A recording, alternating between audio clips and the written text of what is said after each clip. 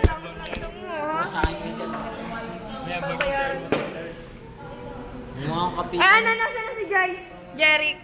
Nasa kanyang bahay. Ano, nasa na nga? Sa bahay niya. Nasaan daw, Jeric? Jeric, nasaan daw? Oh, yung PSP! Hindi makatagin naman sinabi na yan. Nasaan nga daw? Hindi nga makatagin yan. Ako na yan. Teacher siya, no? Nasaan daw si Jerry? Ay, si Joyce.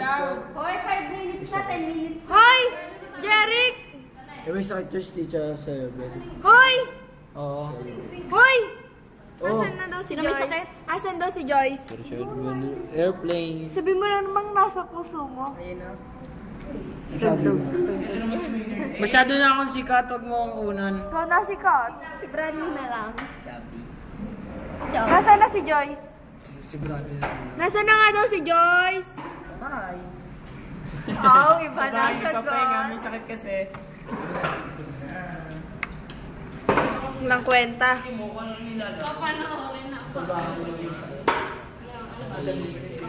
Hoy! Kumaway-kaway naman kayo dito. Ang isip yung makita mo kakaisip.